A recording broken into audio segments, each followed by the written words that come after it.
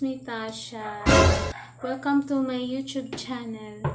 At kung bago ka pa sa vlog ko, please consider to subscribe and click the notification below para updated ka sa mga bagong vlogs ko.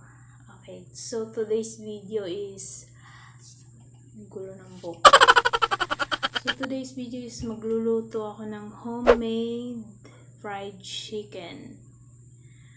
So ayan na nga guys, magsisimula na tayo.